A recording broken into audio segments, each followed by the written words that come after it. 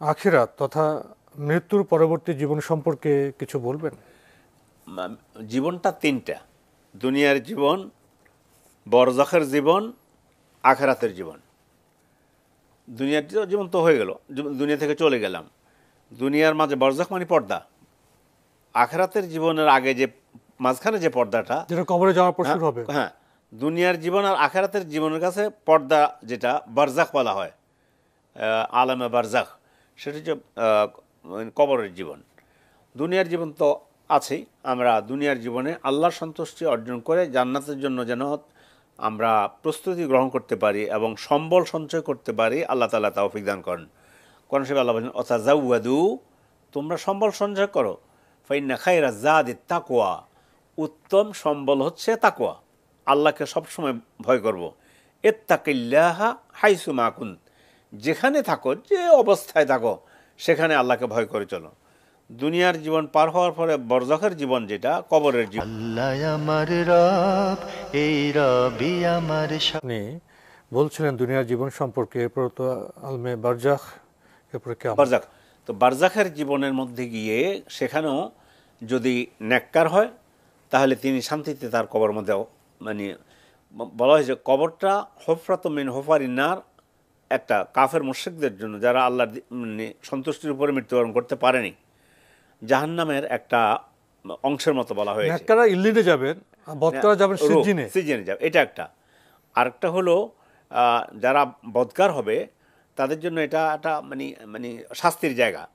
আর যারা মানে জান্নাতি হবে, তাহলে রাউদাতুম মিন রিয়াদিল জান্নাহ, এটা যেন জান্নাতের একটা টুকরার মধ্যে থাকবে।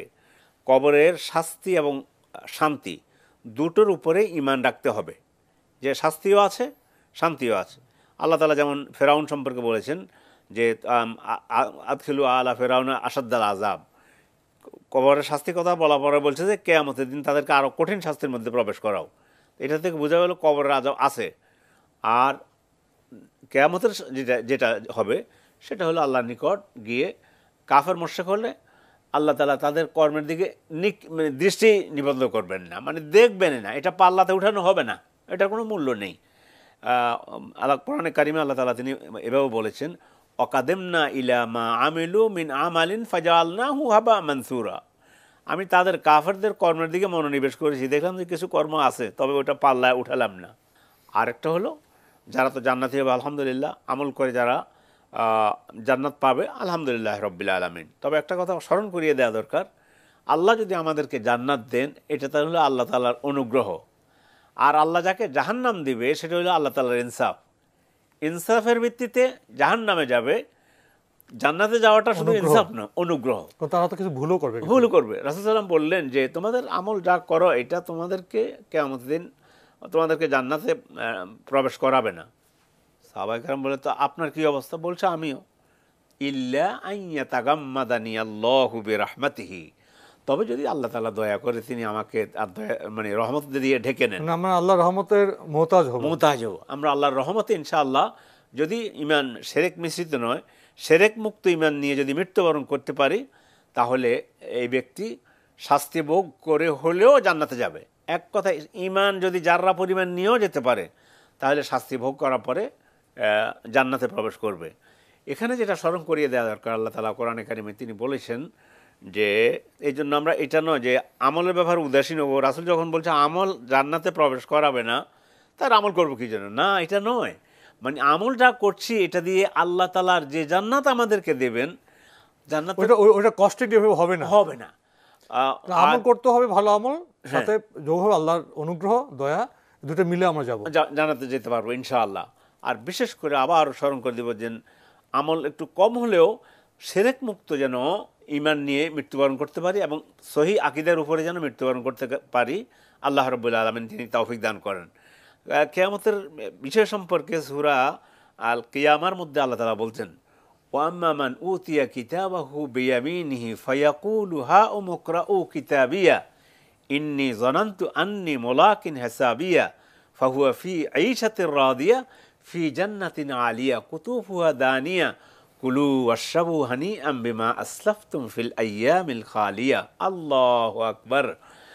মানে সংক্ষেপে অনুবাদটা হচ্ছে এটা, যার আমলনামা ডান হাতে দেয়া হবে, আনন্দে আত্মচিৎকার করে বলে, পড়ে দেখো, আমার কিতাব পড়ে দেখো, আমি তো পাশ করেছি, আমি গোল্ডেন A+ পেয়েছি, আমি তো পাশ করেছি। ফামান উতিয়া কিতাবাহু বিয়ামিন ফায়াকুলু হা উমকরাহু কিতাব ইন্নী যনানতু আন্নী মুলাকিন হিসাবিয়া। কিয়ামত, আমি দুনিয়াতে থাকতে আমার ইয়াকিন ছিল আমি এই হিসাবের সম্মুখীন হব, সেই হিসাবে কাজ করেছিলাম দুনিয়াতে। তখন আল্লাহ বলবেন, তুমি কুলু আশরাবু হানিআম বিমা আসলাফতুম ফিল আইয়ামিল খালিয়া, তুমি দুনিয়ার জীবন আমার জন্য যে আমল করে এসেছো, তুমি এখানে খুব মজা করে জীবনযাপন করো, খুব ভালোভাবে জীবনযাপন করো। আমরা আল্লাহর কাছে তৌফিক কামনা করি, আখিরাতে আমরা যেন জান্নাত পেয়ে ধন্য হতে পারি। আল্লাহ আমাদেরকে তৌফিক দান করেন, এবং ইমানের উপরে যেন আল্লাহ আমরা শেষ নিঃশ্বাস ত্যাগ করতে পারি। আল্লাহ তাআলা তৌফিক দান করেন। একটু আগে আপনি বলেছিলেন যে কিয়ামতে বিচারের দিনে যারা কাফের তাদের কাজ পাল্লাতে তোলা হবে না। আবার এটাও তো আমরা শুনি পাল্লাতে তোলা হবে, যার পুণ্যের পাল্লা ভারী হবে সে বেহেশতে যাবে, যার পাপের পাল্লা বেশি হবে সে দোজখে যাবে। হ্যাঁ, তো যারা পাপ কর্ম করবে তাদের আমল তো পাল্লা তোলা হয়। পাল্লা তোলা হয় বলতে উলামা ইকরাম বলেছেন, যেমন আমাদের সকলের মানে মুসলমানদের মধ্যে যারা মুখে ইসলামের কথা বলে অথবা ইমান আছে, আমল টামল কিছু নেই, সেটা আল্লাহ বলবেন তো তোমার সামান্য ইমানের উপরে মৃত্যু হয়েছে, সেটা ওজন করা হবে। কেউ কেউ এটা বলেছেন আর কি। আর ওই আয়াত দিয়ে বলেছেন যে কাফেরদের পাল্লার আওতায় আসবে না, কারণ শিরক করার কারণে আমল নষ্ট হয়ে গিয়েছে। ওটা আর তার মানে এখানে মূল বিষয়টা হলো যারা কাফের, জি, যারা অবিশ্বাসী তাদের আমল পাল্লা আসবে না, আসবেন। যারা বিশ্বাসী মুসলিম তাদের আমল পাল্লা আসবে।